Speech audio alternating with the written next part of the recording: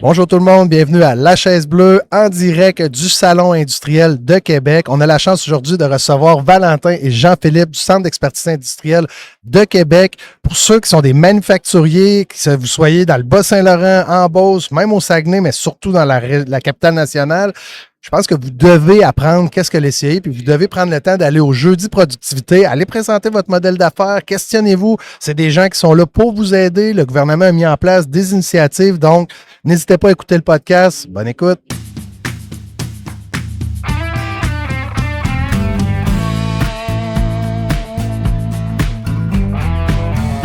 Messieurs, peut-être prendre le temps pour les gens de l'auditoire de se présenter pour le CI de Québec. Tu sais, c'est d'où vous arrivez, puis c'est après peut-être on parlera du CI de Québec, mais pour vous autres, vous deux, là, j'aimerais ça entendre parler de vous deux, messieurs.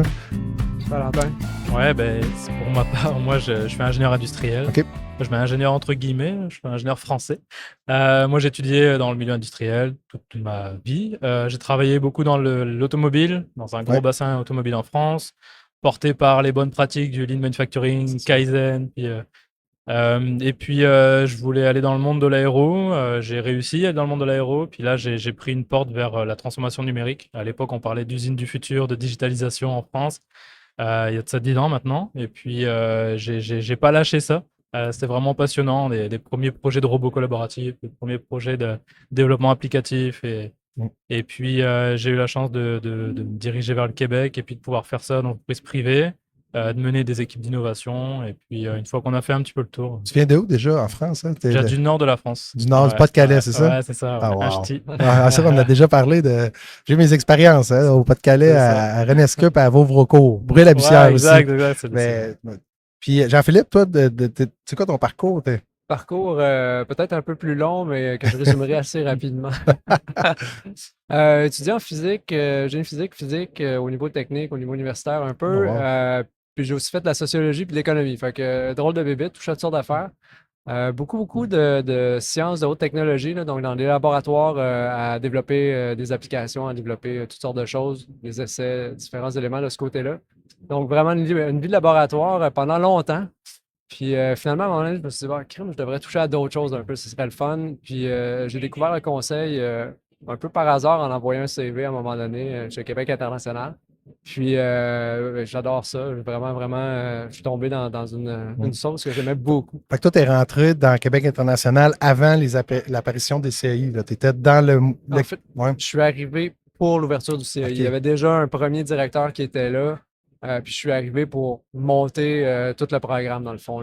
On était dans les premiers balbutiements, on commençait à faire certaines choses, mais c'était pas encore développé à ce point-là, on va dire. Pour les gens qui nous écoutent, là, c'est quoi le Centre d'expertise industrielle de Québec? Puis peut-être, même si on se relève un peu, là, il y a le réseau aussi des CEI. Là, je pense que on a déjà eu sur le podcast différentes personnes qui venaient de d'autres CEI, mais peut-être parler de celui de Québec aussi, puis c'est quoi la vocation? Là, comment les entreprises peuvent en bénéficier? Là, ça serait bien de... Tout à fait. En fait, le réseau des CEI, déjà, c'est un réseau. Il n'y a pas juste le non-réseau. On travaille vraiment ensemble. On aime beaucoup collaborer sur certains dossiers. Ça arrive. On s'échange toutes sortes de conseils. On se voit régulièrement. Le réseau a été mis en place pour aider les entreprises en transformation numérique. On disait virage numérique au début. Là, on est plus en transformation numérique. Le langage évolue. Mais donc, on est là pour aider les entreprises à se transformer numériquement, accélérer cette transformation numérique-là. Il y a 4 CEI, donc 2 dans la région de Montréal, Ville-Saint-Laurent, Longueuil, un à Drummondville et un à Québec, qui couvrent Chaudière-Appalaches, la grande région de Québec, donc Capitale-Nationale, le Lac-Saint-Jean aussi. Le Bas-Saint-Laurent, c'est vous autres aussi qui couvrent là-bas? Ben oui, jusqu'en Gaspésie, théoriquement. Je fais une parenthèse, pour m'avoir promené beaucoup au Québec. Le Bas-Saint-Laurent, là, en automatisation, là, pour vrai, là, ils ont une coche sur le Québec. Là. Si je compare toutes les régions, là, Montréal, je m'en vais à Laval, je monte en haut au nord, je m'en vais en Abitibi, l'Estrie, pour vrai, là, même, mettons, des petites entreprises comme Novawell qui fait des barils de sirop d'érable automatisés. Pour vrai, à chaque fois que je vais là, je suis impressionné. Peut-être c'est Premier Tech, puis Berger qui a comme semé la compétence, mais on ne voit pas ça beaucoup à Montréal, les entreprises automatisées comme dans le Bas-Saint-Laurent. Pas impossible. J'ai étudié au Cégep La Pocatière aussi, qui était, puis qui ont été des précurseurs aussi dans le domaine. Puis il y avait Bombardier aussi à l'époque. Fait que oui, ça a fait des petits, tout ça, avec le temps. Hein. Toi, es-tu un natif du Bas-Saint-Laurent? Non, Sherbrooke, c'est moins loin que le Pas-de-Calais, là, mais... C'est le Pas-de-Calais, ouais. Ben, c'est sûr, c'est moins loin. Puis le rôle du CAI pour un manufacturier, il y a le manufacturier, il y a l'écosystème aussi, mais c'est quoi le rôle du CAI là, dans son parcours avec un manufacturier? Ouais. Valentin, c'est un vas-y donc. Ouais, je dirais que c'est vraiment en préambule de déployer des projets, là, c'est vraiment de prendre un pas de recul, aller chercher une expertise qui n'est pas forcément sur place, ou parce qu'on est débordé, on est dans le day-to-day, puis on n'a pas forcément la capacité de vraiment prendre ce recul-là, donc d'aller chercher une expertise qui bénéficie du réseau, justement, de plein d'expertises pour regarder de façon un peu 360 ce qui se passe dans l'organisation, pas que sur le plancher, mais aussi dans les processus d'affaires, puis essayer de regarder qu'est-ce qui fait du sens aujourd'hui, qui est aligné avec ma stratégie, avec mon niveau de maturité, avec mes budgets, avec mes ressources en place. Qu'est-ce que je peux faire avec ça pour me faire avancer, me faire progresser? Puis c'est quoi l'ordre des choses logiques par rapport au marché, par rapport à la compétition, par rapport à ce qui est disponible au Québec comme technologie, comme partenaire, et de bâtir un plan d'action qui permet à l'entrepreneur, à l'entreprise de partir. Là. J'ai toutes les clés pour partir. Si, exemple, là, je vulgarise, puis corrigez-moi en passant, là, j'ai pas la science infuse, mais vous êtes comme le commissaire de première ligne pour aider un manufacturier à lâcher le statu quo puis avoir un plan d'action pour se moderniser, mettons. On pourrait, là, je vais au sens large, mais ça serait une bonne explication, peut-être. Tout à fait. Ouais. Moi, je vais souvent en valeur ajoutée aussi, parce que bon, on aime bien jaser un peu de cet aspect-là. Mais je pense que notre grande valeur ajoutée, c'est de structurer la démarche déjà. Structurer le travail de l'équipe là-bas sur place, qui effectivement peut être légère, donc on vient additionner l'équipe, je dois dire. Tu veux dire, ils s'improvisent à tous les jours pour éteindre des feux, puis là, c'est comme prendre un recul, puis on prend-tu le temps de faire bien les choses? Exact. On va même regarder le côté stratégique là, dans notre démarche. Donc, vraiment structurer cette démarche-là. Puis après, la connaissance de l'écosystème des experts, il y en a énormément. Il faut bien les connaître, il faut avoir jasé avec eux, comme avec toi. Et donc, pour être capable de les vendre à ces clients-là aussi à la fin, puis leur dire, voici telle personne avec qui tu peux travailler pour réaliser ces projets-là. On a tous les CEI, donc on a tous un devoir de neutralité aussi envers les entreprises. Donc, on va toujours chercher à présenter plusieurs technologies, plusieurs solutions, puis plusieurs intégrateurs ou plusieurs personnes qui peuvent venir installer ces technologies-là dans l'entreprise. Ouais, puis en passant, comme je vous ai dit, vous pouvez me dire, passe ça, pour quelqu'un comme moi qui comprend l'écosystème, peut-être pas au complet comme vous autres, parce que vous travaillez avec les gouvernements, vous travaillez avec les différents paliers, les promoteurs collectifs, vous avez quand même un écosystème qui est à bâtir et en cours de vol. Là, il y a quand même tout, il y a une réalité aussi budgétaire, politique et tout à travers ça, que vous autres, vous êtes dans l'écosystème. Il y a présentement, exemple, le CRIC qui avant avait un service d'accompagnement d'entreprise, c'est devenu Investissement Québec. Là, ils font un parcours d'accompagnement. C'est quoi le lien entre, puis tu peux me dire, passe, mais c'est quoi le lien entre le Q et les CEI en ce moment dans la région de Québec? Concentrons-nous sur notre région. Je te dirais pas passe. OK.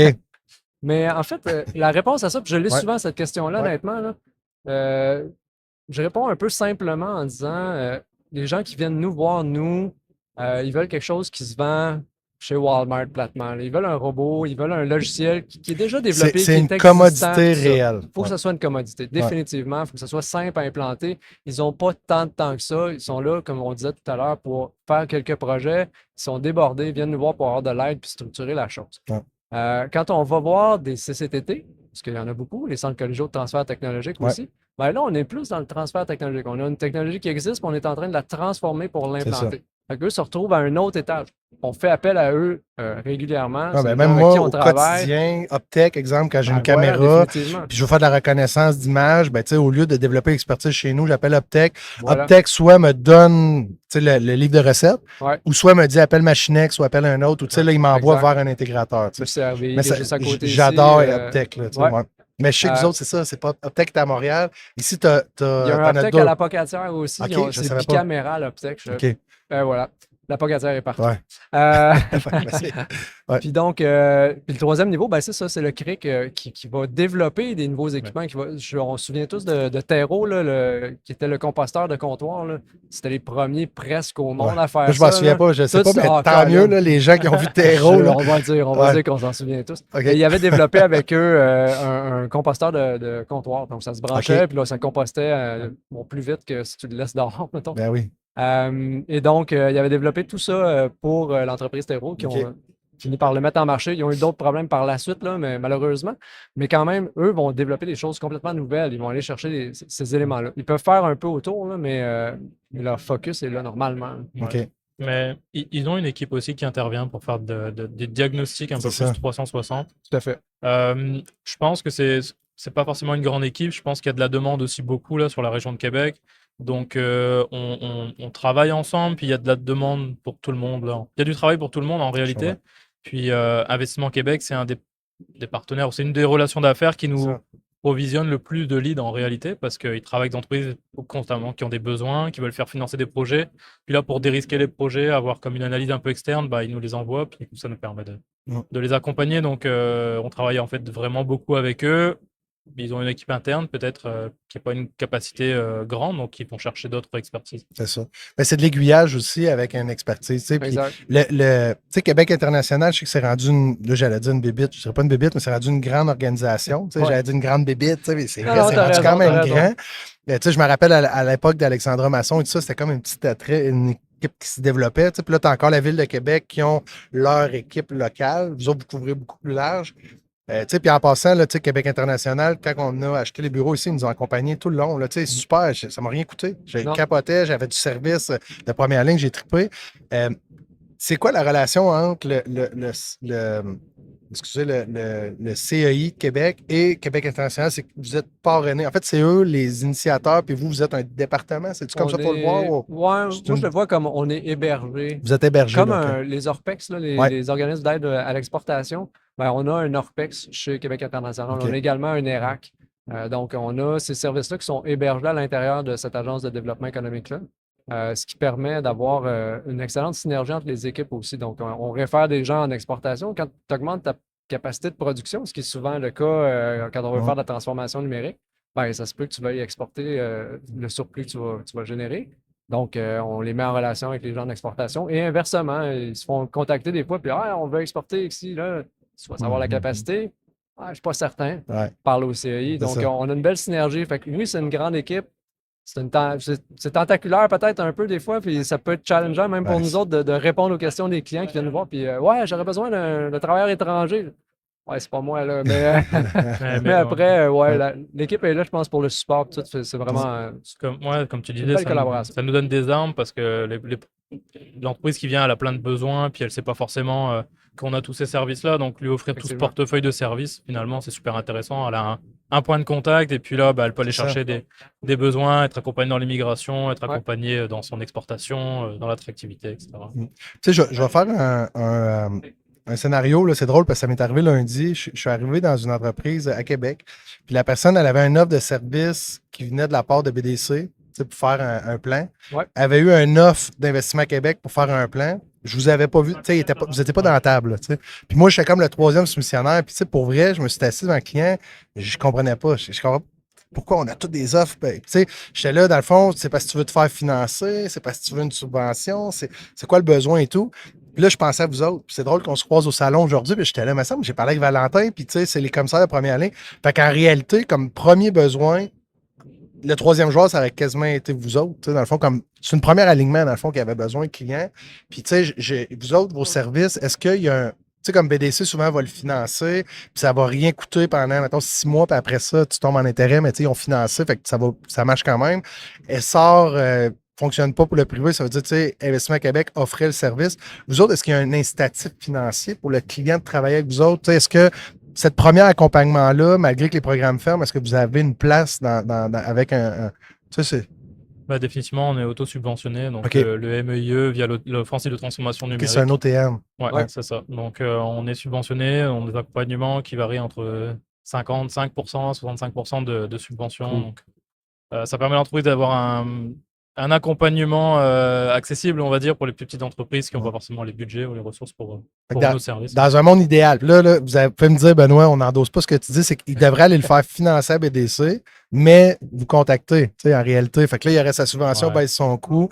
Puis dans le futur, après ça, quand il y a un vrai projet d'intégration, mais il a déjà fait financer l'initiative de suite, puis ça pourrait être une belle. puis il n'a rien à faire dans notre accompagnement. Attention à ce que je dis aussi. Non, ben, à la limite, il y a plusieurs façons de le faire. Ouais. Effectivement, ça pourrait faire du sens. Ça dépend vraiment des projets, puis des entreprises, puis de comment ils ont prévu faire les choses aussi. Là.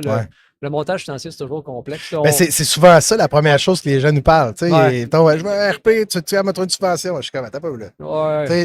C'est quoi ton besoin, là? T'es-tu en augmentation de capacité? T'es-tu, comme tu as dit tantôt, tu veux augmenter justement ta productivité? Est-ce que dans le fond, tu veux te numériser parce que tu as des départs à la retraite?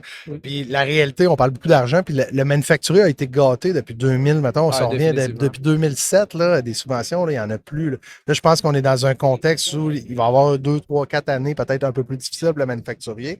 Mais ce qui est intéressant pour le manufacturier, c'est de savoir que vous autres, dans la porte d'entrée, vous avez des aides qui sont déjà stables, solide, là. On n'est pas dans. Puis les autres, on ne disparaît pas. Là. Puis je dirais aussi, quand tu dis on est des commissaires de première ligne, un appel, ça coûte rien. Puis des référencements, ça coûte rien. Puis généralement, c'est ce qu'on fait aussi, là, de te brancher avec un GLM, là, ça prend un coup de fil ou un mail. Puis ça, il n'y a rien, il n'y a pas de dollars là-dedans. Là. C'est juste, j'ai un besoin et qui tu peux me plugger. On va le faire, là, c'est ce qu'on fait. Donc, bon. Hey, là, je vais sortir du financement et des accompagnements de première ligne. Je vais m'en aller à une autre place. Le CAI, dans la prochaine année, est-ce qu'il y a des événements qu'il n'y a pas manqué? Tu sais, que nous, mettons, comme moi, je suis nouveau dans la région de Québec, vous savez, c'est un retour pour moi. Là, ça fait 10 ans que je travaille à Longueuil. Là, je viens d'ouvrir à Québec, mais qu'est-ce que je ne devrais pas manquer cette année où vous êtes partenaire avec des événements? Qu'est-ce qui se passe à Québec? Tu sais, on a le salon MPA, on avait à Montréal, je vais parler dans le passé. On a Advance, là, il y a le salon industriel de Québec, pour moi, qui est génial. Je suis impressionné, honnêtement, de la qualité des gens. L'an prochain, en fait, il y a Manufacturier numérique qu'on fait déjà, ça va être la 4 ou 5e, là, je pense, parce qu'il y a eu le COVID au travers. À un moment, on se demande. Là. Mais donc, qui est aussi du témoignage de petites entreprises qui ont fait vraiment de la transformation numérique puis qui viennent témoigner de comment ça s'est passé, comment ils ont réussi, comment ils n'ont pas réussi, où est-ce qu'ils sont accrochés, qu'est-ce qu'ils ont fait de mieux, de bien. Tout ça qui va revenir. Et il y a tous les événements, là, rendez-vous numérique rendez-vous IA. Qui devrait revenir sous un format ou un autre, là, c'est encore en discussion. Il y a eu des fermetures, il y a eu des problématiques. De ce côté, je pense que ça a fait un peu les manchettes. Mais donc, tout ça va revenir également. Là, il y a une équipe qui travaille très fort derrière ça pour que ça revienne. Je vais faire l'inspecteur de police la question. Je ne sais pas si vous avez déjà écouté le podcast, souvent on l'utilise, mais qu'est-ce que je devrais savoir sur le CAI que je ne sais pas ou qu'est-ce que les gens devraient savoir, ne savent pas sur le CAI de Québec? Y a-t-il quelque chose qu'on ne sait pas? Je sais qu'on a parlé beaucoup déjà, là, mais y a-t-il quelque chose qu'on devrait savoir qu'on ne sait pas? Ou une question que j'aurais dû poser? Je pense qu'on est plus large que les gens le pensent. Je pense que la transformation numérique pour beaucoup de personnes, c'est des robots, des logiciels. Il y a beaucoup autour de ça. Il y a de la gestion de changement à faire, il y a de la revue de plancher, il y a de la qualité, il y a vraiment beaucoup de choses à faire autour. Fait que souvent, d'avoir cette vision réduite-là, je dirais, de la transformation numérique, ça fait qu'on avance peut-être pas ou qu'on n'avance pas de la bonne façon. Donc, je pense que c'est ça la clé, les gens la question secrète, effectivement. Devraient prendre le temps de prendre un plan d'affaires, vous appeler puis le présenter pendant 1 heure, dire, gars, voici mon entreprise, voici ce que je fais. Ils vont en apprendre davantage sur comment vous pouvez les aider. Là, on a quelque chose qui est le jeudi productivité sur notre site. Là. Les gens peuvent aller s'inscrire, puis c'est 1 heure gratuite. Là. Vous venez jaser avec nous, on jase. Puis à la fin, c'est cool, ça. Peut-être qu'il y a un accompagnateur, peut-être pas, c'est juste rappeler un tel, faites telle démarche, prenez le temps de faire 3 pas de recul. C'est une communauté pratique de partage. À tous les jeudis, vous parlez. Y a-t-il une conférence? C'est one-on-one avec l'entreprise. Parce que, des fois, on ne veut pas partager certaines problématiques, ce qui est bien normal. Mais l'idée, c'est vraiment de juste répondre aux questions, puis au moins les mettre en mouvement, faire un premier pas. Puis c'est pas nécessairement avec nous autres, ça peut être avec n'importe qui. Là, on va jaser de tout ce qu'il y a dans l'écosystème aux besoins. Puis, à la fin, s'il y a un accompagnement, tant mieux. S'il y a des premiers pas à faire, ils feront les premiers pas et on va voir après. C'est ça, de suivre un peu nos réseaux, de suivre notre page Internet et puis on travaille sur des projets qu'on ne peut pas annoncer, là, mais on espère que ça va sortir. Ce qu'on va faire, c'est que quand les projets vont lever, nous autres, les podcasts se promènent dans les événements, on s'assoit ensemble, on en parle, puis on continuera la discussion ensemble. Mais moi, c'est un plaisir en passant, messieurs, de vous avoir sur le podcast. Je trouve ça vraiment le fun. Puis, est-ce que l'année prochaine, il y a des gens du CAI qui viennent Là, je pose la question parce que vous savez que le pays hôte en Allemagne en avril, c'est le Canada. Fait que là, est-ce qu'on se voit aussi en Allemagne en 2025? Ou c'est pas clair encore? J'espère. On travaille en tout cas pour que les entreprises québécoises. Nous autres, ça va être la 2e année que la chaise bleue débarque en Allemagne. En Allemagne, c'est rendu un show international. On s'amuse. C'est du plaisir. Mais j'ai la chance de parler avec des gens comme vous autres. Le temps s'arrête. Dans des milieux industriels, que moi, c'est mon C'est ma gang. C'est drôle à dire. Il y a la chambre de hockey, puis il y a l'industrie. À part de ça, là. Il y a les chalets de ski un peu, mais tu me vois pas trop ailleurs. Là.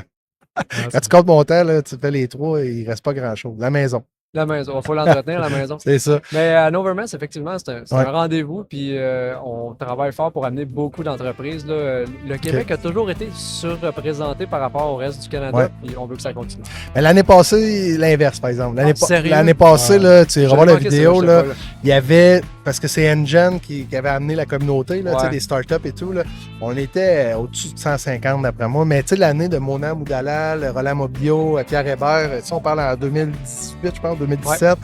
Là, on était une méchante gang, là, ça a été un événement phénoménal. Il y a eu des années plus tristes. Là, retour de la COVID, retour de la COVID, là, moi, je m'étais dit, c'est la dernière fois, j'y retourne.